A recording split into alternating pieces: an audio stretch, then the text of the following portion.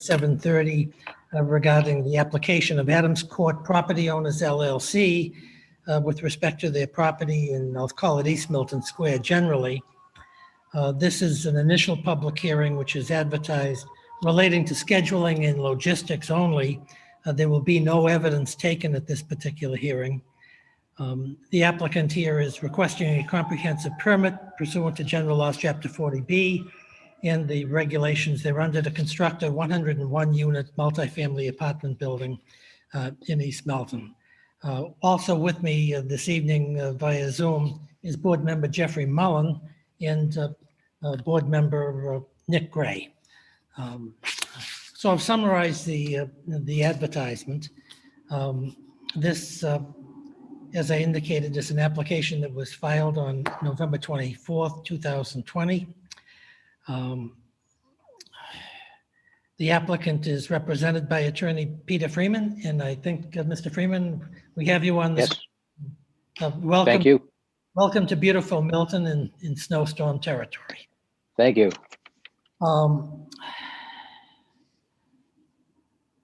Let me ask before we start to get into the minutiae of scheduling and orders of things.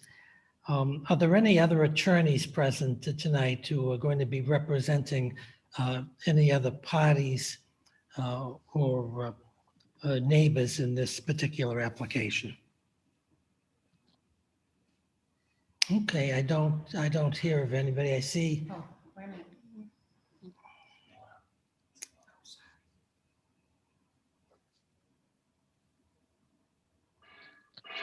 Let me just say for the record that I did receive a call, Mr. Freeman, from attorney Robert Galvin indicating that he was going to be representing the East Milton Neighborhood Association. But Hello, I'm here. It's Bob Galvin. hey, Bob, how are you? Welcome to the Very good. Board of Appeals. Thank you very much. Yes, I'm here on behalf of the East Milton Neighborhood Association. Okay, that's great. What I'd request that you could, what you could do, I'll look at this beautiful setting with boats and green sawgrass behind you. It's rubbing it in. I almost fell coming into the town hall this afternoon.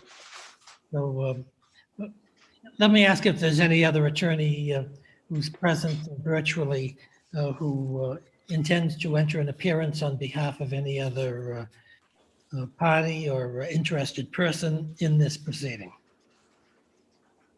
Mr. Leonard, it's Kathleen O'Donnell. I'm not an attorney, but I'm here as an attorney, but I'm here as a member of the planning board to be monitoring these hearings on behalf of the planning board. Okay, that's fine, and we'll put you in then as a panelist, Attorney O'Donnell. Thank you. We appreciate your presence.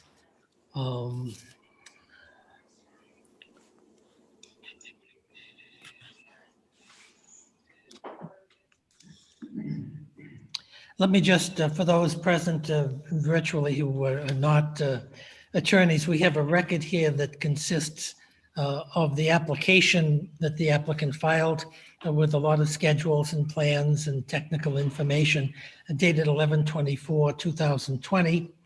And we've received letters of public comment from various interested persons, and they certainly are going to be entered as part of the record in this proceeding. And certainly everyone should know that we welcome letters from interested persons, so don't hesitate to send in letters, and they will be marked as exhibits at the hearing. This particular hearing, while it's being conducted under the Zoom webinar system, is being tape recorded both by the system itself and by our own independent recording. What we have been planning, and this is the fourth hearing we have. We have 3 other hearings that have already been scheduled. The first of which is to have its first evidentiary hearing on the 29th of December, which I think is next Tuesday. The hearings we're going to suggest, including this hearing, be scheduled to run from 7 o'clock in the evening and generally not run later than 10 p.m. unless a particular witness has issues, couldn't come back the next day. The board's experience is that after 10 o'clock, things we tend to lose participants, and we sometimes have other things to do, like going to work the next day. So 7 to 10, we'll schedule a site visit at some point in this hearing. And the general procedure that the board has been following in these applications is having a presentation by the applicant first, including testimony of expert witnesses or whomever they wish to offer. And then when the applicant has completed its presentation, we'll be hearing from the town of Milton and various department heads and the like in response to this application. And then we'll entertain comments, questions from the general public. This is an administrative hearing. I always explain to the general public, and it's not a trial in the Superior Court. It's not a trial in the probate court or the land court or the district court. So we have attorneys participating here, but within the limitations that this is an administrative hearing, and we don't require all of the technical type of cross-examination as to experience of witnesses for an hour or so and that type of thing. So it's a much more relaxed and informal proceeding, but we certainly welcome Attorney Freeman and Attorney Bob Galvin to participate and ask questions of the witnesses, keeping it within the context that this is an administrative hearing. And we'll also, at some point in time, have certain peer review experts, depending upon the contested issues in the case, to testify before the board.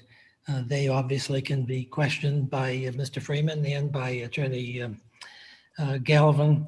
Then it'll go back to the applicant for any rebuttal evidence they want to present, and then for closing statements, which we generally request to be in writing rather than oral. Otherwise, they tend to be running on for hours on end, and people lose track of what's being said because they're dealing with very technical issues. As I indicated, we're going to request that all parties to the case and the attorneys provide us with, for example, the applicant, a schedule of witnesses that it intends to introduce at at least 2 or 3 days before the hearings start in this case. So we'll know who the witnesses are going to be in the order in which they're going to testify. And if the witnesses are going to have photographs, exhibits, or chalks or other documents that they're going to offer or refer to during the proceedings, we request that they be filed at the same time, 2 or 3 days before the hearing, so that the board members can review them, the public at large can certainly see them, and better anticipate the testimony that's going to be heard.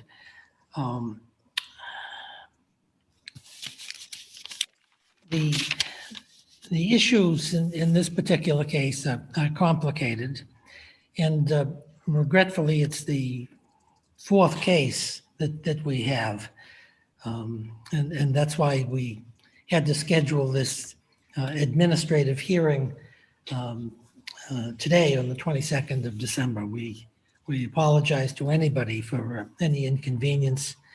We would have loved to schedule this on some other day, but pursuant to the general laws, Chapter 40B, Section 20, we have to open the hearing within the first 30 days, so that this was the last day that we had to schedule this. Since we're using the Zoom webinar system here, we've received an assignment of a specific number of days in each month that are available to the Board of Appeals, because we're also have the planning board and other boards having public hearings and needing the system. So, for example, in the December of 2020, we were allotted 5 days, and we had 4 applications to open. And we had one starting on the 29th, the 5th. Really, the first application is starting on the 29th of December. So that really the only open date that was available to have a hearing in December is the 22nd. So I apologize for having the hearing on that particular day and on today, but there's really not much we could do about it. What we did on the other hearings, we have a schedule here running from December through May, indicating particular dates that we've assigned to the first 3 hearings. So this hearing is the 4th hearing, and so it's going to be assigned, and we're hearing these particular applications according to the order in which they were filed. So this is the 4th hearing, and so accordingly, based upon the schedule that we've already arrived at dealing with the other applicants, the last date on the 3rd application, the Canton Avenue application, is April 27th. So that the first date that becomes available for this particular hearing is Tuesday, May 4th. And I've got some other dates that I'll go through with you to suggest as potential hearing dates. I just want to broach one concern that I have here, and that is being the last application in COVID times, in the snowstorm time, in the flu season. I would be shocked if we were able to conduct the first 3 hearings on each and every one of the dates that we have scheduled. And my guesstimate is, just based upon experience, that when you start to get into the 2nd and 3rd application, which are complicated applications, each of those applications, the 2nd and 3rd application, have about 8 to 10 hearing dates already scheduled, that we're going to run into witness delays, witness illnesses, possible need to suspend some of these hearings in order to have the peer reviews conducted. Those are particularly in the earlier hearings, so that I have some profound concerns here that your hearing, the 4th hearing, is going to be taking up many of the days available in May, and possibly could run into time problems in terms of with earlier hearings being continued. I guess that's the easiest way to put it. The other concern that I do have is that if the first hearing goes so smoothly, as I think it's a relatively smaller number of units and doesn't involve the many of the sophisticated issues that are involved in this application. And hearing number 2 gets delayed or gets postponed for a period of time. The temptation would be for me to move this hearing into those dates, but I wouldn't get 8 or 10 dates consecutively. And so you could end up having 2 or 3 hearings here in February or March, then hearing number 2 resumes again, then hearing number 3 starts, that gets delayed for some reason, maybe for peer review purposes. We move forward with your application. There's been a hiatus of 2 or 3 weeks. It's like trying a case in the probate court, a will contest case, for example, and you find out that your case is 10 days or 14 days of hearings, and yet you hear it 2 days this week, 1 day the next week. third hearing is 2 weeks away from that. And it produces, in my mind, administrative chaos. Sometimes it's difficult for the people to remember who testified in the earlier hearings, let alone what they said. That can work an unfairness to an applicant. So I just want to mention that and leave it to Mr. Freeman as attorney for the applicant. Bob Galvin here is the attorney for the association to decide whether you want to proceed on the schedule that I'm going to give you so we can fit in as many dates as we can, or whether you wanted to back off on this fourth hearing to some other time in middle of June, end of June, something like that, when we can virtually guarantee that you'd have 8 or 10 consecutive hearings, probably without delay. And that's a tactical, strategic, procedural issue. I'm going to just leave that to you gentlemen for your own good judgment, and after talking with your clients, decide how you want to proceed. If you wanted to delay this hearing by agreement into some date in second or third week or fourth week in June, we can certainly give you 8 or 10 consecutive hearing dates. My guesstimate is that the peer reviews would be completed by then. We'd know what the issues are. And the peer reviews are particularly difficult in these early hearings just because of the shortage of time. And that may produce a more convenient and a more coherent hearing. But as I say, leave that to your wisdom. And if you want to pursue that option, certainly we'll need an extension from both parties, and you can get back to us. Let me see, Mr. Freeman, do you have any comments about what I've been rambling on here with? And Thank you, Mr. Chairman. I appreciate your explanations.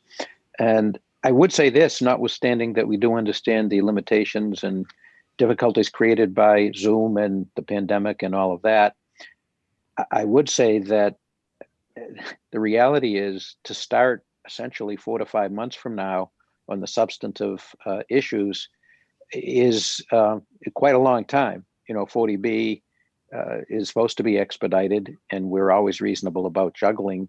But I would have to ask if there's a way to schedule our first substantive meeting sooner than over 4 months from now.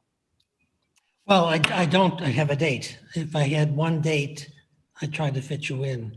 We are literally booked from January until your first date in May 4th. And as I say, there could be openings, there could be delays, there could be a lot of things that happen. And I wish we could, but unfortunately, with the requirement that we have of starting the hearing in 30 days and then finishing within 180 days after we're doing it, it makes a very procedural, it creates a procedural nightmare. That's what I think. It could work unfairness to people and certainly inconvenience to people. If there's some way I can secure additional hearing dates using the webinar system, I will, but I tell you, I've gone to the mat with the town administrator, who's been wonderful here, to give us as many dates as we could get. And then that's just the practical problem. Thank you, Mr. Chairman. So my only other question then is, I presume there will be peer review, and as was advertised, logistics, scheduling, and I hope including peer review, if we can at least get the peer review going, so we'll know that we won't be waiting way into May for that to take place. Absolutely, absolutely. That's one of the few advantages of going last here. The peer reviews can be handled in adequate time. We have Judy Barrett as the consultant for the Board of Appeals. Judy has already secured for us at least 2 or 3 proposals from peer review consultants that are being considered by the town manager. And it would be our intent, at least for the next 2 or 3 weeks, to have them working on the earlier hearings. But they'll have plenty of time, in my view, to have everything ready for your particular hearing. So, do you have any other comments or questions, Mr. Freeman? Not at this time, other than if they can be disclosed who the possible consultants are, just to make sure about possible conflict or anything like that. Unlikely, but It's an excellent question. Tetra Tech is one of them. You probably know all of these people. I believe Vanas and Associates, the traffic engineers, are the second consultant. I think Judy may be talking with a third person who has a proposal outstanding. Do they present any difficulty or problems for you? no, other than I have to check with my client, because in terms of our proceeding with traffic review, I don't know if Sean McReynolds or Jennifer Corcoran from the Joseph J. Joe Corcoran Company, the applicant principals, I'm texting. So I do so many projects, I don't want to misstate as to which projects XYZ traffic engineer. And I think we don't need an answer tonight. You certainly Yeah, can. well, I can check with Judy. I've worked with Judy many times, and I'm sure she'll be a big help, as she always is. So that's fine. Thank you. Okay, that's great. Let me ask Mr. Galvin, do you have any questions, concerns that you want to mention? My only question would be, if the applicant submits anything, will that information be made available to us either on the website or, and will we be able to view copies of the peer review reports? Because I expect that we'll also be retaining an engineering firm independent of the town.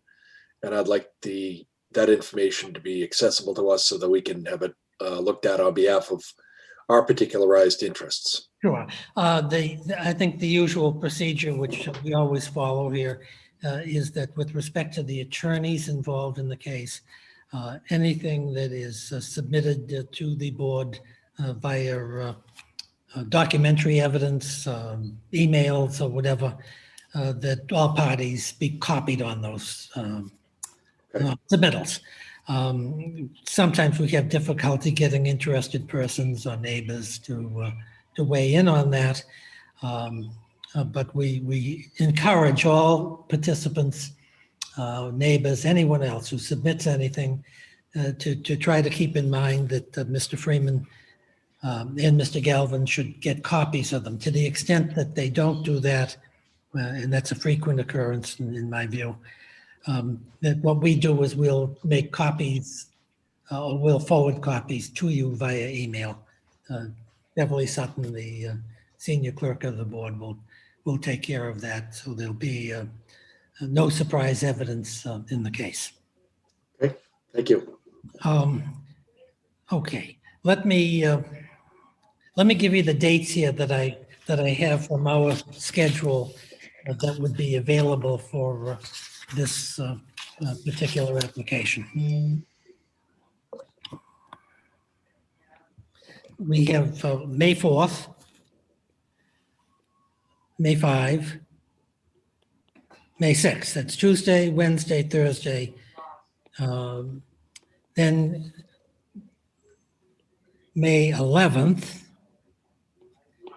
May 18, which is Tuesday, May 19, Wednesday, Thursday, May 20th, and May 25. So there's 1, 2, 3, 4, 5, 6, 7, 8 slots which we have available for this case in May. And I'll just reiterate my concern. We're going to try to advance you into the earlier dates if we can, but they're as complicated as this particular application is. And I'm not comfortable with 8 dates being adequate or sufficient to handle the issues in this case. And I presume, yes, Mr. Thank you. And again, I appreciate the concerns you have and your limitations on scheduling, but it may have to be rhetorical if you simply have had no choice. But, you know, one of the problems with having them so close together is what often happens, although if we get peer review way in advance, maybe this won't happen. But the likelihood is that there's going to be comments from peer review, perhaps something from the public or from the board that we may want to tweak something on the plans. And even if it's not major, you know, it's engineering and plans and design and other commitments of the experts on our side. You know, it may be unrealistic that, for example, from May 4th to May 5th or even to May 11th, you know, the new plans may not be ready. So I just make that observation at this point, you know, and we'll just have to play it by ear, I guess. Well, I think we will. And my view of all of this is that if all of the earlier hearings that are scheduled use all of the scheduled dates so that we don't have any additional dates to allocate, to this application, that if we get into the 4th, 5th, 6th, we get into the 11th, and we're just really starting the important portions of the evidence in this case, then we'll have town council apply to the Housing Appeals Board or whomever is the technical body to try to secure an extension. Because it's terribly unfair to the applicants and to the abutters to try to jam 5 or 6 nights of hearings into 3 hearings. I don't think that that is fair. The parties obviously can agree to extend the period into June to some acceptable date. You tried more cases, more 40B cases than I've ever heard of, Mr. Chairman. You would know from your experience if hostilities are raging in the middle of a 40B case, whether the parties. You have a great reputation. Bob Galvin has a great reputation. Whether everyone can agree to be reasonable and come to an extension agreement that's fair to everybody. But as I indicated to somebody who was objecting to a date of December 22nd, talk to Charlie Baker in the Massachusetts legislature in not considering that some communities have 3 or 4 of these backed up, and they're important cases. There are sophisticated cases, there are expensive cases.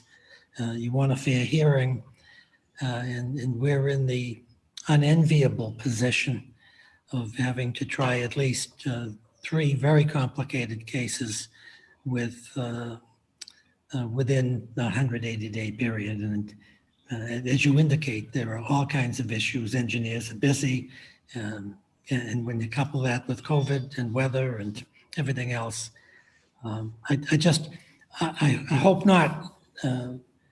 I hope we can get you some earlier dates. I hope we can make as much progress as we can on the limited dates we have, but I really don't want to put everyone into a position of angst. The project's important to the applicant, and I don't want, no matter how the hearing goes, the applicant to feel that they were foreclosed and not presenting a full and fair hearing. And the same thing for Mr. Galvin's clients. Usually the applicants here and their experienced counsel are pretty good at putting together a coherent case in a relatively comprehensive manner in a short period of time. Sometimes dealing with the interested persons tend to be a little more difficult and requiring a little more patience in order to give everyone the opportunity to be heard. So I'm gonna, as I say, I'm just gonna leave that to you. I understand your concerns, you understand my concerns. And hopefully we'll be able to work this out in some fashion that's fair and sensible to all the parties. As I say, my experience here has not been in 40B cases and particularly hotly contested cases, and I just don't know whether they generate into food fights after the 5th or 6th hearing where nobody can agree that the next hearing is Tuesday, May 18th. And if that happens, it could be a very unfortunate experience for all parties, including the town. And that's the last thing we want to have happen. I certainly promise there'll be no food fights, and I think Bob will absolutely second that motion. I do. I have nothing but respect for Peter, so we'll be getting along fine. We may disagree, but we will certainly be respectful with one another. Absolutely. What we can say is of all of the Zoom hearings I've had of late, Bob Galvin has the best background that I've seen. With boats and beautiful grass, and it just I wish that's how it looked down here in Marshfield tonight. I bet, It doesn't. but it's very good. So I think I've given you the hearing dates that we have available. Is there anything else that you want to discuss, Mr. Freeman? No, the only thing is, I think you mentioned you would set a date for site visit also. Might be convenient to just get that underway, or again, everything that we can do prior to May 4th would be good. Yeah, I wonder whether it's better to delay a site visit until perhaps sometime in April. Does that make sense? Or would you prefer to have a site visit in the middle of the snows and all of that? I'm not averse to it really, in weather-wise. It's not like walking through fields or anything on some other more suburban locations. Yeah. So whatever's convenient given the hearing date. I'm certainly not saying it has to be immediately after the holidays, but it could be sooner rather than later, just even to help board rather town staff and experts and all of that get a feel for things. Okay, that may make my thought. Bob Galvin, what do you have to say about a view date? I have no problem. Whatever works most convenient for the board is okay with me. Okay, what we normally do is have the view date at 10 o'clock or something like that on a Saturday morning. That seems to be most convenient for everybody. So my suggestion is this: why don't Mr. Freeman, you talk with Mr. Galvin. Why don't you come up with 2 or 3 Saturdays that are convenient, and I'll deal with the board, and we'll get the view taken care of here, and I'll check the schedules of my fellow board members. Okay, thank you. Yeah, just send an email to Beverly Sutton suggesting some dates, and we'll pick one of them and get back to you very promptly on that. Sure. Do you have anything else you want to add, Mr. Freeman? Nope, not at this time.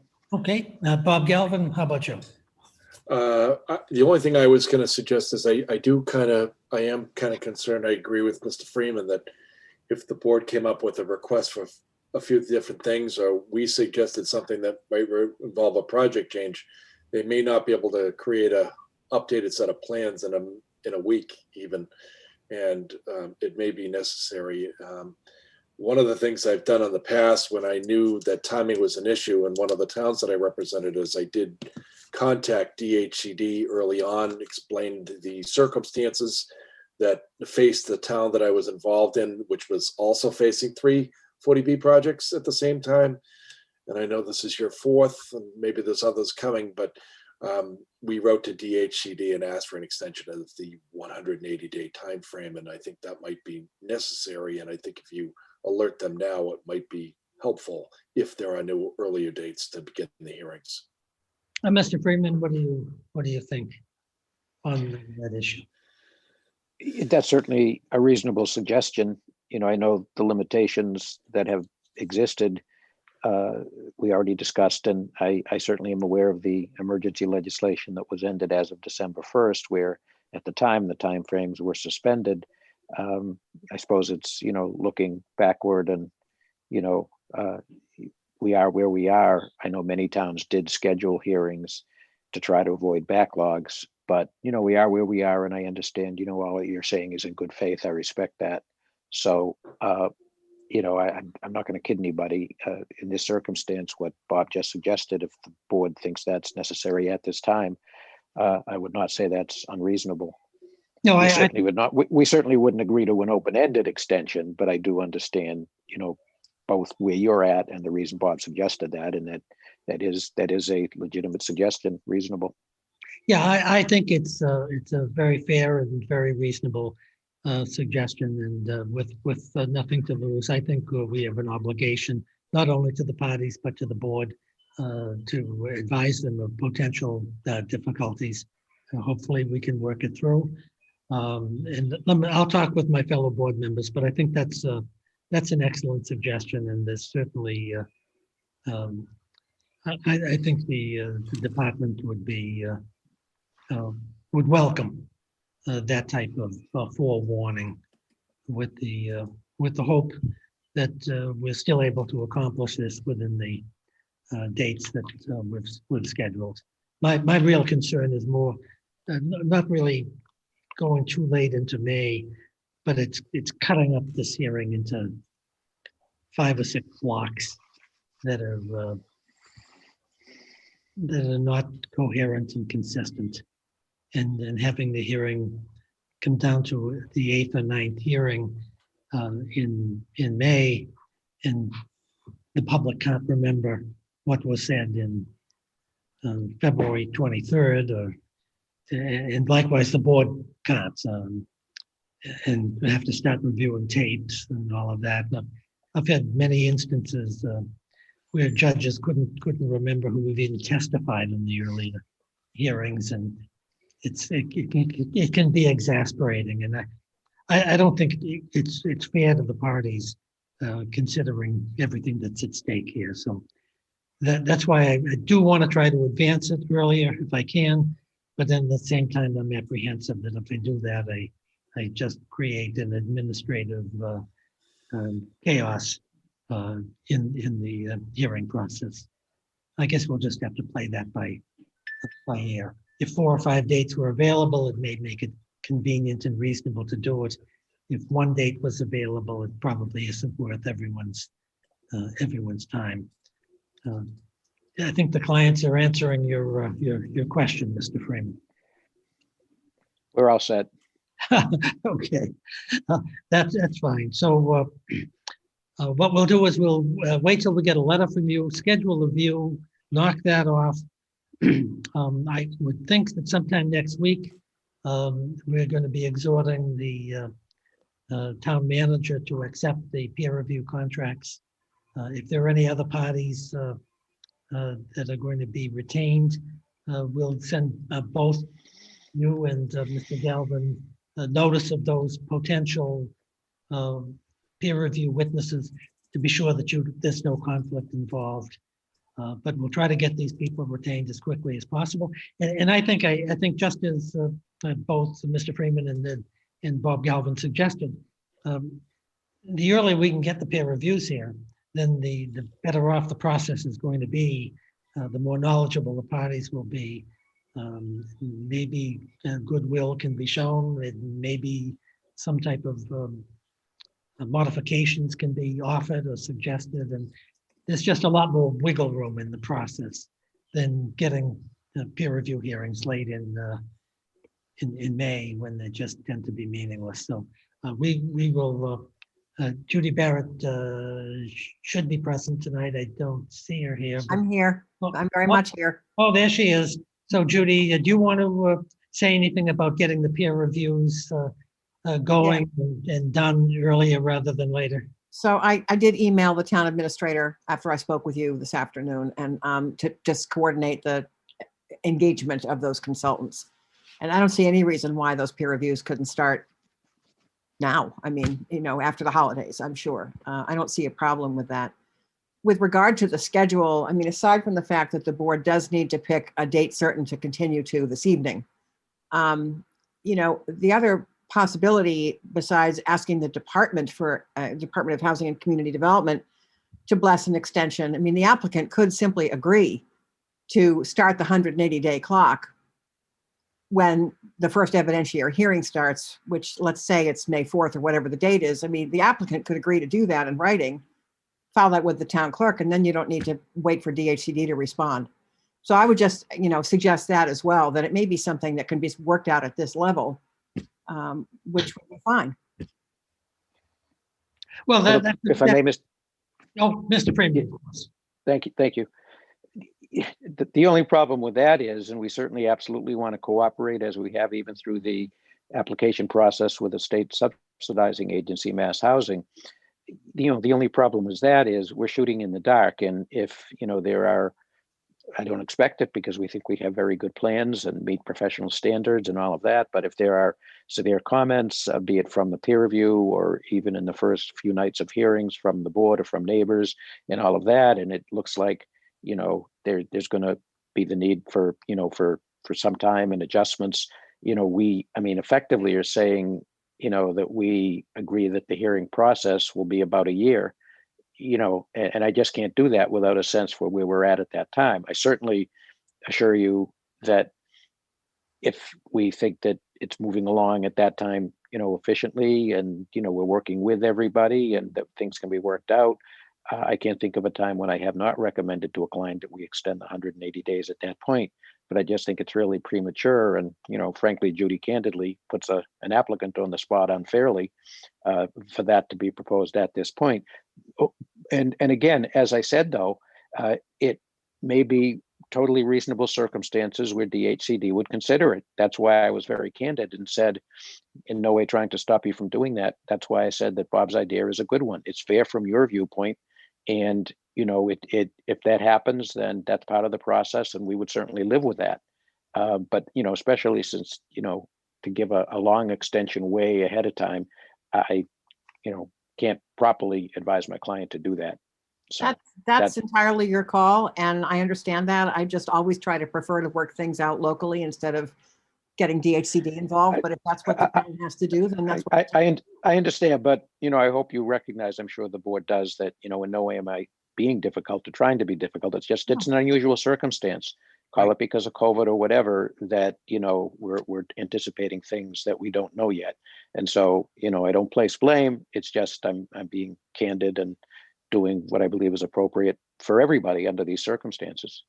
Okay. And again, I've always worked things out, as Judy, at the necessary time, so that's what we're going to do. And likewise, working with Bob. I can't remember if I worked with you, but certainly your dad, Bob. So, look forward to that. And maybe we'll work everything out with peer review with Bob. And, you can close the hearing on May 11th or something. Who knows?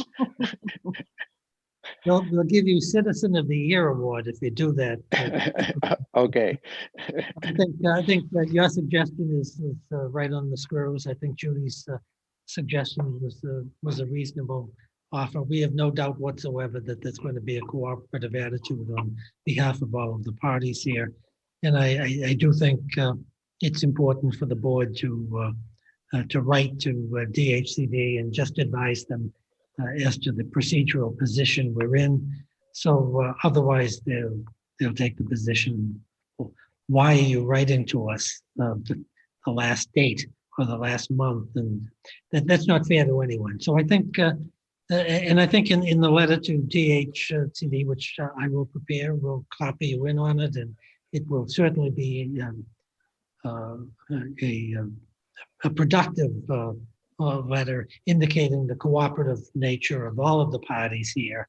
And it's just that we're just pointing out there are possible some technical difficulties that are beyond our control with COVID, storms, flus, whatever. But I think we'll do our best to accomplish this in due order. And if we need cooperation, I know we're going to receive it. So I think it can be a hearing that's complicated, but put together in a reasonable and cordial fashion, and hopefully get a decision that satisfies everybody. So Thank you. unless anyone has anything further to add, Judy, do you have anything further you want to bring up?